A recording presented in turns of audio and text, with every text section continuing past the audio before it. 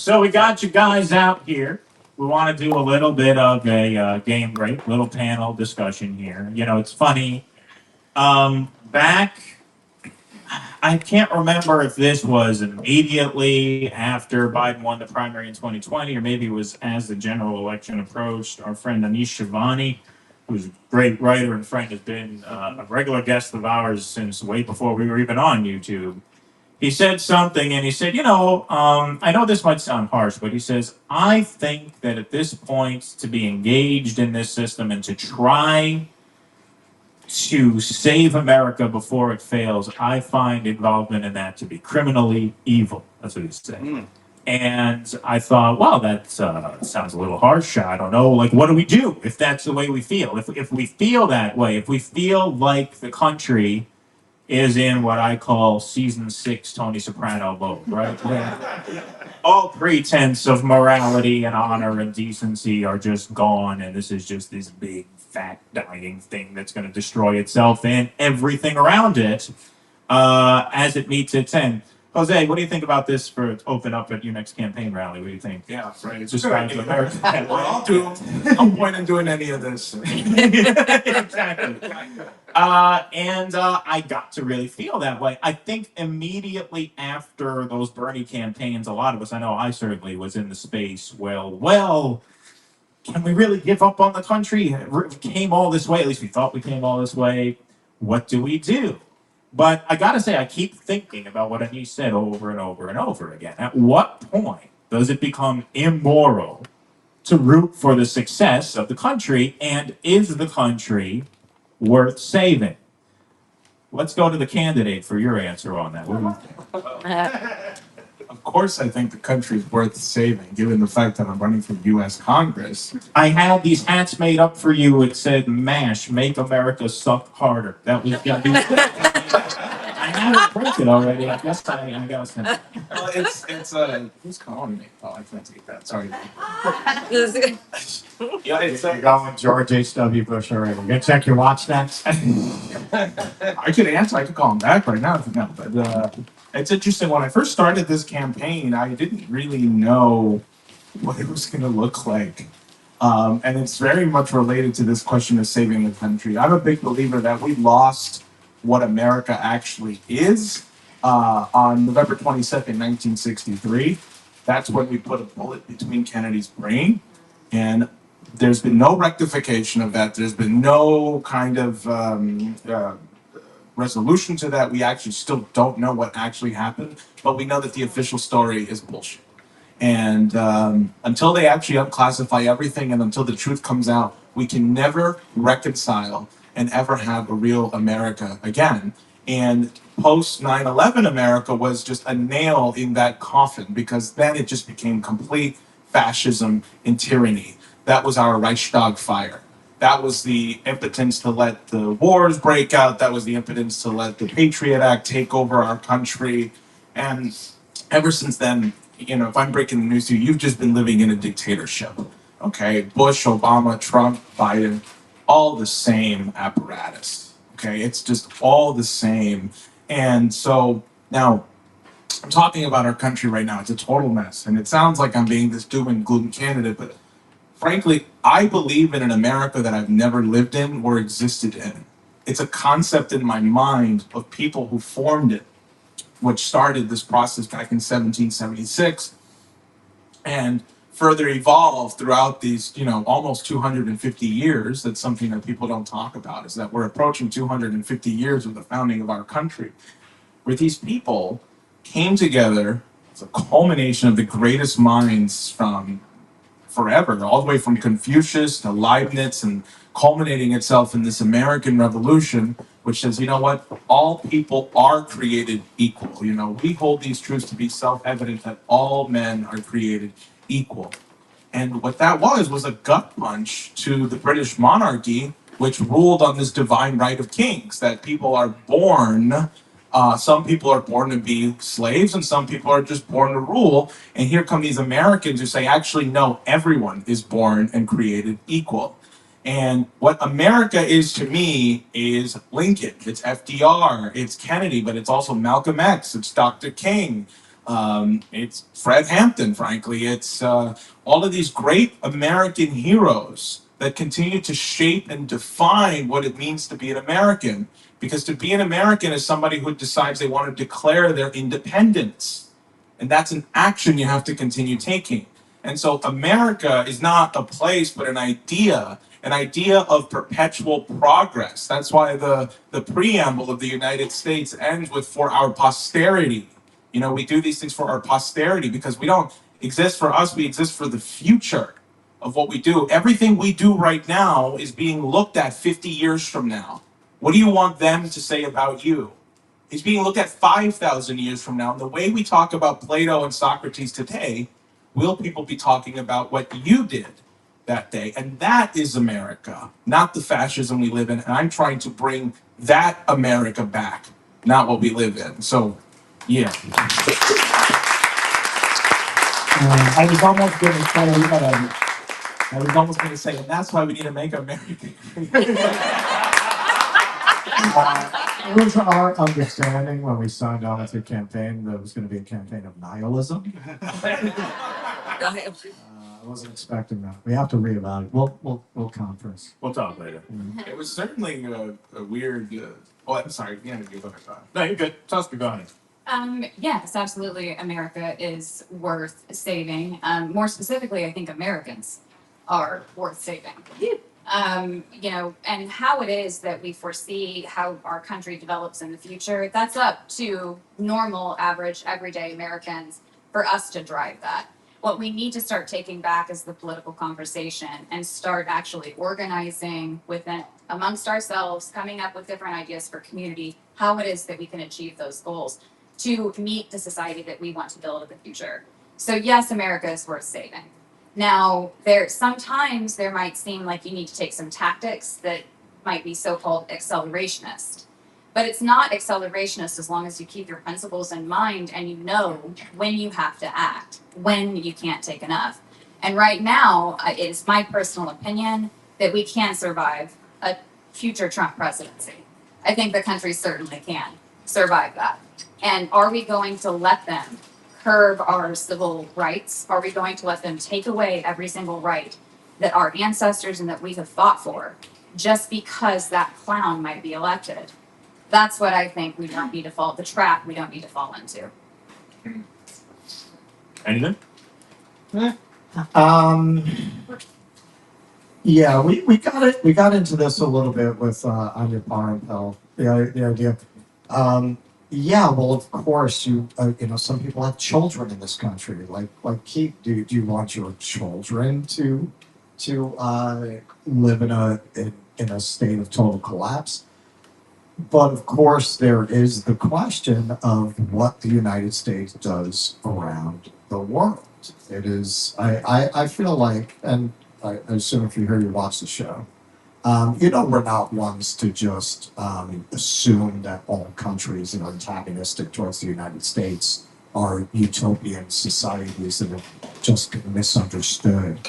But when you look at body counts, there's nothing to even talk about. Right? China, Russia, I mean, any of these other countries, even Saudi Arabia. I mean, if you want to talk about mass destruction, mass murder, mass genocide, nobody holds a candle to the United States. We're number one in that. And that's why when you ask people around the world, which country is the greatest threat to world peace, they don't say Russia. They don't say China. They say the United States. Well, and they're right. I mean, what else would they say? Of course, that's what they say. So that is where the moral conundrum comes in. Because, hey, yeah, the dollar collapses. And, well, we're going to follow the trajectory probably of previous empires. We'll have to withdraw our military footprint, which will probably make a more peaceful world. That's really the moral conundrum here. Do the American people deserve to suffer in that way? That's a complex question, right? Look at the government we have. Did that government get there because we all really went out and did everything that we could to make sure that our country was not going to commit this murder and this destruction? would the suffering of Americans be greater or lesser than the suffering that would be alleviated around the world with the collapse of the United States? Now, of course, what we really want to do is make this country better. And I think something that Jose touches on, and Tusker as well, both in this conversation and others we've had, and Anya Parampil too, being anti-American has been kind of this long-time pose of the left. I don't think it's wise, and I don't think it's warranted. As Jose is articulating, we have some great moments in our history. We have some great figures in our history. They always talk about socialism with Venezuelan characteristics or socialism with Chinese characteristics. I think the left has to embrace the idea of a socialism with American characteristics, rather than to deny the best of our traditions as a country, draw on those traditions and repudiate the worst traditions. I mean, we created the baked chicken wing. You did? So, And the hot dog. that's right. Well, if I The could, donut. if I could just pick up on what you were talking about as far as the difference between, maybe sympathizing with another regime or anything like that.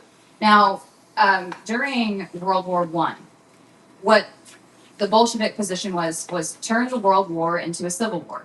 Because the Bolsheviks understood that their problem was not with the ruling class of another country. The ruling class that they had to fight was the ruling class in their own country, not another person's country, in your own country. What country do you have citizenship in? What country do you have a moral responsibility to provide that future for the regular people? So, and it doesn't mean a civil war with guns. It just means to train your eyes on who is actually in power and who is causing the misery, destruction around the world for so many people. You need to fight the correct ruling class, and it's the ruling class in America, not another country's ruling class. And on the question of, the future, how do you look towards the future, right? You look toward a future where America seems to be in decline.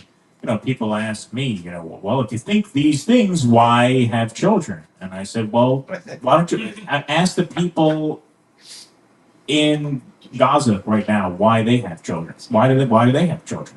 Look at the time they're in for bringing a kid into the world under that circumstance, and it's been this way. Obviously, they've been inching up toward that genocidal line for 75 years, but they do it anyway. So if they can bring kids into a world there, why can you bring kids into a world here? Where eggs are expensive? Like, how are they going to make it there? So if you look at the suffering here versus the suffering of places like that around the world, that is, to me, that's what gives you a reason to care about the future. That is what connects you to the rest of time. That struggle will always be there to do the best you can for yourselves and your kids, no matter what the circumstances are, whether it's here where we're in sort of, I would argue, probably midway through an imperial collapse, or in a place like Gaza where you have kids born after October 7th who we see in these photos and in these videos, And I mean, if they're bringing kids into the world under their circumstances, that shows you that there's a certain human struggle that they believe is worthwhile no matter the circumstances. Absolutely, I completely agree with that too. The most I'm back on his good side. I'm the most anti-establishment thing you can do is to have children. As Shakespeare likes to say, the world must be peopled. And a lot of his early sonnets are about why people should have babies. Like one of the sonnets starts with, look upon thy glass and tell the face thou viewest, now is the time to form another. Or another one, the first sonnet, from fairest creatures we desire increase, that thereby beauty rose may never die. Why is this such an important idea to the Renaissance? Why was this such an important idea when people were thinking about it? Because to bring it, I guess, to now, well, the idea of bringing life into this world always meant there's a future and that you will live on long after you're dead. Now you have, in 1967 or 68, there was this organization called the Club of Rome, which said there are limits to growth and there's too many damn people, and that the carrying capacity of the earth was only about 2 billion people or so. funny enough, this was a pretty big think tank. In the 1972, Henry Kissinger comes out with this memorandum called NSSN 2000. Right? What does this say? Yeah, there's too many people around the world, so we, the United States, has to take this position of controlling the population of other countries. And so then in 1981, during the Salvadorian Civil War, there's a State Department official quoted. His name is Thomas Ferguson, who works for the American Population Affairs Office, which is a real thing. And he says, yeah, well, the world right now is kind of overpopulated. And then I think he says verbatim, if other countries don't follow our examples for safe methods of controlling population, such as birth control, contraceptives, what's the operation where women can get their tubes tied, and if they don't follow our safe ways, then they get what's going on in El Salvador right now, civil war, right? So he just flat out admitted that the Salvadorian Civil War was a population war. And the reason I'm so connected to the Salvadorian Civil War is because, well, first of all, both my parents are Salvadorian, but my dad was drafted into that war when he was 15 years old by force. And so the idea was I shouldn't be here right now because that was a U.S. instigated war. So that's why they don't want you to have kids. So have 5 kids, have 6, people this damn world, Don't let them win and don't fall into this idea that overpopulation is good. It's not. So, thank you. What do you guys say to that? Me? Personally, in the abstract. Yeah, I do believe that there is an attempt to reassert, or not an attempt, I would say it's been pretty successful. They've reasserted aristocracy. Andrew Carnegie wrote a treatise on philanthropy, whose legacy really unlocks a lot of the world that we live in. His notion was really that the government should not interfere in the marketplace, that it should just be Darwinian, and superior specimens such as himself would win this Darwinian battle for supremacy. But he felt that these superior men, of course men at that time, he didn't think beyond that, would then know best how to care for the lesser orders. And he felt he had a responsibility. That's why he gave away so much money. That's why we have Carnegie Hall here. That's why you never see a dissolute Carnegie here. You didn't leave that much money. You see Rockefeller, you see Vanderbilt, you don't really see Carnegie's. But he felt that that was his responsibility, but the government should stay out of that too, because he is superior. He proved it by winning the battle in the marketplace. So he knows best how to care for the people. Now, what does that sound like? It sounds like Bill Gates, right? It sounds like Elon Musk. It sounds like all of these people. That is the way that they think. And that is very much the world that we live in. You look at Davos, you look at these organizations, you look at the World Bank. It is a reestablishment of that kind of aristocratic noblesse oblige. We will care for the peasants. We know what is best for the peasants. And a lot of that degrowth, you will own nothing and be happy, and you will eat bugs, and we need to go over to solar, and we can't invent our way out of it any other way than to limit consumption. Yeah, in the end, what do they want to do? They want to limit the population. Please clap.